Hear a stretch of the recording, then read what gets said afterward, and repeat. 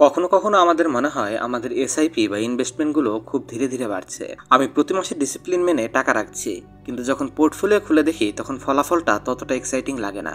মনে হয় যেন পরিশ্রম বেশি আর আউটপুট কম। কিন্তু আজ আমি আপনাদের জানাবো এই ফ্রাস্ট্রেশনটা নর্মাল।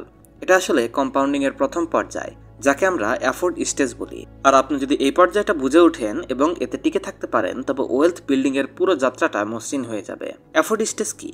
এই পর্যায়টা সাধারণত প্রথম 3 থেকে 5 বছরের হয়ে থাকে। এই সময়টাতে আপনি এসআইপি করছেন, ইনভেস্টমেন্ট করছেন, কিন্তু রিটার্ন দেখতে পাচ্ছেন সামান্য। দেখে মনে হবে আপনার টাকা গ্রো হচ্ছে না।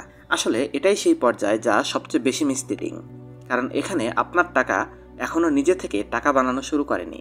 আপনি শুধু বীজ বুনছেন, কিন্তু মাটির নিচে কি চলছে তা আপনার চোখে পড়ে না। ধরুন, প্রিয়া নামের একজন মেয়ে, 27 বছর বয়সী। সে একটা মার্কেটিং এক্সিকিউটিভ হিসাবে চাকরি করে, প্রতি মাসে 8,000 টাকার এসআইপি করেন এবং একটি ডাইভার্সিফাইড ইকুইটি মিউচুয়াল ফান্ডে, যা গড়ে 12% রিটার্ন দেয়। 5 বছরে মোট 5,40,000 টাকা ইনভেস্ট করলেন। পোর্টফোলিওর ভ্যালু 12% হিসেবে বেড়ে দাঁড়ালো 6,40,000 টাকা। প্রফিট মাত্র 1 লাখ টাকা। এখন ইমাজিন করুন, প্রিয়া ভাবছে, আমি এত বছর নিয়মিত ইনভেস্ট করলাম আর মাত্র অতিরিক্ত 1 লাখ টাকা পেলাম। এটা কি ওয়ার্থি হলো? এই প্রশ্নটা আসা একেবারে নর্মাল, কারণ এফোর্ট স্টেজে রিটার্ন কমই মনে হয়। আসলে এই সময় আপনার টাকা এখনো নিজে থেকে গ্রো করা শুরু করেনি। এই ফেজটা জিমে যাওয়ার মতো। প্রথম 3 মাস যেমন কোনো পরিবর্তন চোখে পড়ে না। আপনি প্রতিদিন এক্সারসাইজ করেন, ঘাম ঝরান, কিন্তু আয়নায় শরীরের কোনো পরিবর্তন লক্ষ্য করেন না। এর মানে কি আপনার টাইম ওয়েস্ট করছেন? একদমই নয়, কারণ মাসল গ্রো হতে সময় লাগে। প্রথমে আপনার শরীর ভেতর থেকে নিজেকে অ্যাডজাস্ট করে, এরপর বাইরের রেজাল্ট দেখা যায়। ইনভেস্টমেন্টের ক্ষেত্রেও ব্যাপারটা একই। প্রথম কিছু বছরে গ্রোথ দেখা যায় না, কিন্তু অভ্যাস বা হ্যাবিট তৈরি করাটা জরুরি। ধরুন, আপনি প্রতিদিন স্টারবাকস থেকে 200 টাকার কফি খান, মাসে 6,000 টাকা আর বছরে 72,000 টাকা। আর যদি এই হ্যাবিট 5 বছর ধরে চলে, তবে মোট 3,60,000 টাকা। এখন ভাবুন, যদি এই টাকাটা আপনি এসআইপিতে রাখতেন, তবে 5 বছরে তা 6 লাখ টাকার বেশি হতো। কিন্তু প্রথম বছর যখন আপনি এসআইপি করেন, তখন আপনি দেখবেন মাত্র 6,000 টাকা অতিরিক্ত এসেছে। এত স্যাক্রিফাইস করার পরেও এত কম। এটাই এফোর্ট স্টেজের ফাঁদ। আপনার কাছে হয়তো মনে হবে সবকিছু ধীরগতিতে চলছে, কিন্তু আসলে ইঞ্জিনটা মাত্র ওয়ার্ম আপ হচ্ছে। Expectation versus reality. সোশ্যাল মিডিয়াতে মানুষ খুব দ্রুত প্রফিট হওয়া দেখায়, কিন্তু কম্পাউন্ডিং এর আসল শক্তি পরে দেখা যায়। এই পর্যায়ে ডিসিপ্লিনের পরীক্ষা হয়, রিটার্নের নয়। শৃঙ্খলা এবং বিশ্বাসের গুরুত্ব। এই পর্যায়ে আপনার পেশেন্স এবং অভ্যাসের পরীক্ষা নেওয়া হয়। কম্পারিজন ট্র্যাপে পড়ে বন্ধুদের বাইক, গ্যাজেট, ভ্যাকেশনের টাকা উড়াতে দেখা এবং অন্যদিকে এসআইপিতে টাকা রাখা মানসিকভাবে কঠিন মনে হয়। আমার মনে আছে, যখন আমি প্রথম এসআইপি শুরু করি, তখন প্রতি মাসে 5,000 টাকা ইনভেস্ট করতাম। প্রথম 2-3 বছর পোর্টফোলিও খুলে দেখতাম আর ভাবতাম, এত স্যাক্রিফাইস করছি আর সামান্য কিছু টাকাই বেশি পেলাম। মার্কেট কি আমাকে বোকা বানাচ্ছে? কিন্তু পরে যখন ফিরে দেখলাম, বুঝলাম যে এই ডিসিপ্লিনের কারণেই আমি ইনভেস্টিং এর হ্যাবিট গড়ে তুলতে পেরেছিলাম। আর এই অভ্যাসটি আগামী বছরগুলোতে আমার জন্য সম্পদে পরিণত হলো। এই পর্যায়ে টাকার চেয়ে এই হ্যাবিট বেশি গুরুত্বপূর্ণ। পোর্টফোলিওর ভ্যালুর চেয়ে আপনার ডিসিপ্লিনের ভ্যালু বেশি। আপনি যদি এখানে গিভ আপ করে দেন, তবে ভবিষ্যতে এর পে অফ কখনোই দেখতে পাবেন না। কৃষক যখন বীজ বোনে, তখন প্রথম কয়েক সপ্তাহ জমি খালি মনে হয়। মানুষ এত মস্করাও করে, মাঠে তো কিছুই হচ্ছে না, কিন্তু আসল গ্রোথ মাটির নিচে হতে থাকে। কিছু মাস পর হঠাৎ পুরো মাঠ সবুজ হয়ে যায়। কম্পাউন্ডিংও ঠিক এরকমই। প্রথম কয়েক বছর নিস্তেজ আর ধীর মনে হয়, কিন্তু এখানেই পেশেন্স দরকার। যদি আজ আপনি অ্যাফোর্ড স্টেজে আটকে থাকেন এবং মনে হয় রিটার্ন খুব কম, তবে রিল্যাক্স করুন। এটা একেবারে নর্মাল। এখানে খেলা ছেড়ে দেওয়ার বিষয়টা সবচেয়ে বড় ভুল।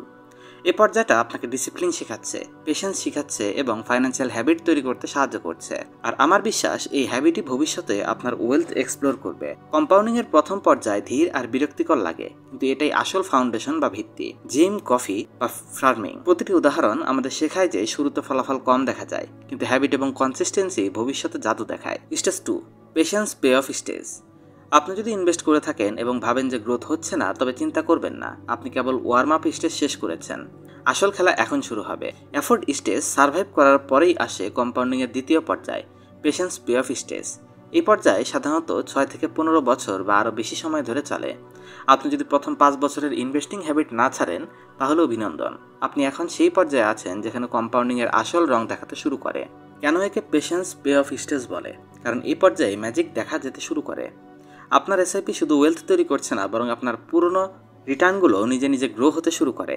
অর্থাৎ কম্পাউন্ডিং এর ইঞ্জিন এখন শুধু ওয়ার্ম আপ হচ্ছে না, বরং অ্যাকচুয়াল স্পিড ধরছে। ধরুন, অঙ্কিত 26 বছর বয়সে একজন সফটওয়্যার ইঞ্জিনিয়ার। চাকরি পাওয়ার সাথে সাথে সে 10,000 টাকা মাসিক এসআইপি শুরু করে এবং একটি সাধারণ ইকুইটি মিউচুয়াল ফান্ডে ইনভেস্ট করে।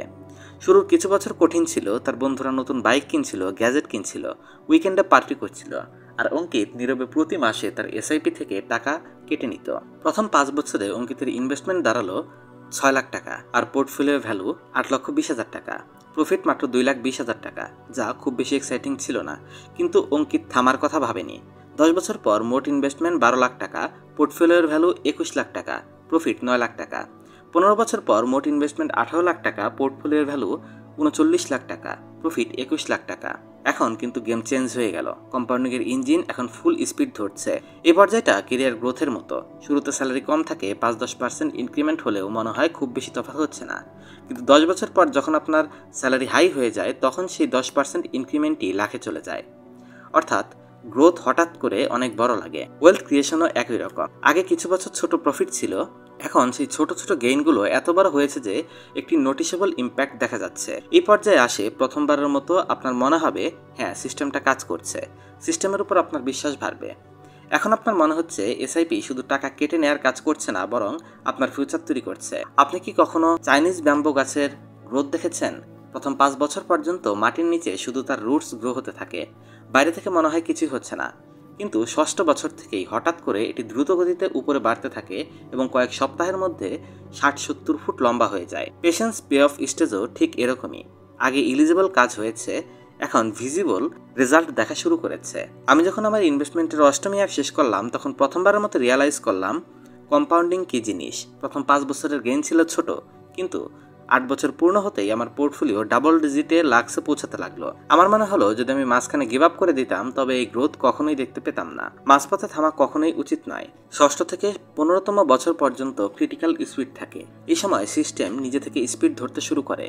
মার্কেট আপস অ্যান্ড ডাউন আসবে, কিন্তু আপনি যদি কনসিস্টেন্সি বজায় রাখেন তবে রেজাল্ট দেখবেনই। কম্প্যারিজন এড়িয়ে চলুন। যারা এখন শুরু করবে তারা এখন এফোর্ট স্টেজে আটকে থাকবে। আপনি তাদের থেকে অনেক ধাপ এগিয়ে গেছেন। ধরেন একজন লোক কার লোনের জন্য প্রতি মাসে 10,000 টাকার ইএমআই দিচ্ছে। 10 বছরে সে 12 লাখ টাকা ব্যাংকে দিল, আর তার কাছে একটি 10 বছরের পুরনো গাড়ি আছে যার ভ্যালু খুব কম। অন্যদিকে যদি সেই টাকাটা সে অঙ্কিতের মতো 10,000 করে প্রতি মাসে এসআইপি করত, তবে 10 বছর পর তার কাছে 21 লাখ টাকার পোর্টফোলিও থাকতো। অর্থাৎ গাড়ির ইএমআই যে টাকা খেয়ে নিল, এসআইপি সেই টাকা মাল্টিপ্লাই করে দিল। এটাই পেশেন্স পে অফ স্টেজের পার্থক্য। ট্র্যাপ এবং explosion stage. Lifestyle upgrade trap. Income বাড়লে অনেকেই এসআইপি ছেড়ে খরচ বাড়িয়ে দেয়। Market panic. 10 বছরের যাত্রায় 1-2বার মার্কেটে ক্র্যাশ আসবে, মানুষ ভয় পেয়ে উইথড্র করে নেয়। শর্ট টার্ম থিঙ্কিংয়ের কারণে 10 ইয়ার্সের রিটার্ন দেখতে পেয়েও কেউ কেউ টাকা তুলে খরচ করে ফেলে। এ কারণেই তারা কম্পাউন্ডিংয়ের এক্সপ্লোশন স্টেজ কখনো দেখতে পারে না। পেশেন্স পে অফ স্টেজে কঠিন না হলেও এটি সবচেয়ে টেম্পটিং। এখানে আপনি প্রথমবার গ্রোথ দেখতে পাচ্ছেন, আর এটাই সেই সময় যখন আপনি ওভার কনফিডেন্স বা ইমপেশেন্সের কারণে ভুল করে ফেলতে পারেন। কিন্তু আপনি যদি শুধু স্থির থাকেন, তবে ভবিষ্যতে যে ওয়েলথ এক্সপ্লোশন আসবে তা আপনার কল্পনার চেয়েও বড় হবে। পেশেন্স পে অফ স্টেজ হলো 6 থেকে 15 বছরের পর্যায়। এখানে শুধু এসআইপি নয়, আপনার পুরো গেইনগুলো নিজে থেকে গ্রো হচ্ছে। অঙ্কিতের 18 লাখের ইনভেস্টমেন্ট, 39 লাখের পোর্টফোলিও। এই career growth, Chinese bamboo tree এবং ইএমআই ভার্সাস এসআইপি সবই এই পর্যায়ে বোঝায়। Jackpot wealth explosion stage. Patience eventually pay off করে। এই বিশ্বাস রাখতে শেখায় এই পর্যায়টি। মাঝখানে থামা যাবে না, সিস্টেমের উপর বিশ্বাস রাখতে হবে। আপনি যদি এখন ইনভেস্টমেন্টের 16তম বছরে থাকেন এবং মনে হয় গ্রোথ ঠিকঠাক হচ্ছে, তাহলে খুশি হন। আপনি সবচেয়ে কঠিন এফোর্ট স্টেজ পার করে এসেছেন। এখন শুধু লেগে থাকতে হবে, কারণ পরের পর্যায়ে আসলে জ্যাকপট ওয়েলথ এক্সপ্লোশন করে। এই কম্পাউন্ডিংই আপনাকে কোটিপতি বানানোর শক্তি দেখায়। মানুষ বলে পেশেন্সের ফল মিষ্টি হয়, মানুষ বলে ধৈর্যের ফল মিঠা হয়। ইনভেস্টিংয়ের যাত্রায়ও এটি সত্য হয়। 16 থেকে 25 বছর পর এটাই সেই সময় যখন কম্পাউন্ডিংয়ের আসল এক্সপ্লোশন শুরু হয়। এফোর্ট স্টেজের রেজাল্ট ছিল স্লো, পেশেন্ট পে অফ স্টেজে গ্রোথ শুরু হচ্ছিল, কিন্তু এখন সেই কার্ভ আক্ষরিক অর্থেই রকেট হাই শুরু করে। কেন একে এক্সপ্লোশন স্টেজ বলা হয়? কারণ এই স্টেজে আপনার মেজরিটি ওয়েলথ তৈরি হয়। আপনি যদি 22 বছর পর্যন্ত ইনভেস্টিং কন্টিনিউ রাখেন, তবে টোটাল ওয়েলথের 80% শুধু এই স্টেজে তৈরি হয়। আর এটাই সেই সিক্রেট যা খুব কম লোক এক্সপিরিয়েন্স করতে পারে, কারণ বেশিরভাগ মানুষ মাঝপথে গিভ আপ করে দেয়। এই এক্সপ্লোশন স্টেজ প্রেসার কুকারের মতো। শুরুতে ফ্রেম চালু করে কুকার চুপচাপ থাকে, কিছুক্ষণ পর সিটি বাজাতে শুরু করে, কিন্তু একটা সময় আসে যখন প্রেসার এতটাই বিল্ড হয়ে যায় যে সিটি ক্রমাগত বাজতে থাকে। ওয়েলথ তাই, প্রথমে স্লো, তারপর স্টাডি, আর তারপর হঠাৎ আনস্টপেবল গ্রোথ। ধরুন দুইজন বন্ধু। রাহুল 25 বছর ধরে 20,000 টাকার ইএমআই দিয়ে একটা হোম লোন পরিশোধ করছে। 25 বছর পর রাহুলের কাছে একটা ফ্ল্যাট আছে যার ভ্যালু 1,50,00,000 টাকা। অন্যদিকে অর্জুন 25 বছর ধরে সে 20,000 টাকার এসআইপি করছে। 25 বছর পর অর্জুনের পোর্টফোলিও 3,10,00,000 টাকা, অর্থাৎ অর্জুনের কাছে প্রায় ডাবলের বেশি রিটার্ন আসছে। মনে আছে অঙ্কিতের কথা যে 15 বছর পর্যন্ত এসআইপি চালিয়ে 18 লাখ টাকা ইনভেস্ট করে 39 লাখ টাকার পোর্টফোলিও তৈরি করেছিল। এখন দেখুন, যদি সে ডিসিপ্লিন মেনে 25 বছর পর্যন্ত কন্টিনিউ করে তবে তার মোট ইনভেস্টমেন্ট হবে 30 লাখ টাকা, আর পোর্টফোলিওর ভ্যালু দাঁড়াবে 1,55,00,000 টাকা, প্রফিট 1,25,00,000 টাকা। ভাবুন, প্রথম 15 বছরে যে 39 লাখ টাকা বানিয়েছিল, কিন্তু পরের 10 বছরে সে 39 লাখকে 1.5 কোটিতে পরিণত করলো। অর্থাৎ 15 বছরে যতটা ওয়েলথ তৈরি হয়েছিল তার কয়েক গুণ পরের 10 বছরেই তৈরি হয়ে গেল। এটাই কম্পাউন্ডিং এর এক্সপ্লোশন, সময় এবং মূলধনের জাদু। যখন একজন মানুষ তার 20 বছরের ইনভেস্টিং এর যাত্রা পূর্ণ করে তখন সত্যি বলতে শকড হয়ে যায়। প্রথম 10 থেকে 12 বছর যে গ্রোথ দেখা যায় তা নিস্তেজ লাগে, পরের কয়েক বছরে তা আক্ষরিক অর্থে ডাবল বা ট্রিপল হয়ে যাচ্ছিল। মনে হবে, ইস, আমি যদি আগেই যাত্রাটা শুরু করতাম, কারণ এখানে এক বছরেও কোটির পার্থক্য তৈরি করে। আমি এমন অনেক ক্লায়েন্টকে দেখেছি যারা 40 বছর বয়সে ইনভেস্টিং শুরু করে, তারা প্রতি মাসে 20,000 টাকা রাখে, কিন্তু যারা 25 বছর বা হরাইজন পূরণ করে তাদের বয়স 65 হয়ে যায়, তাদের পোর্টফোলিও 1.5 কোটির উপরে চলে যায়। শুনতে ভালো, তাই না?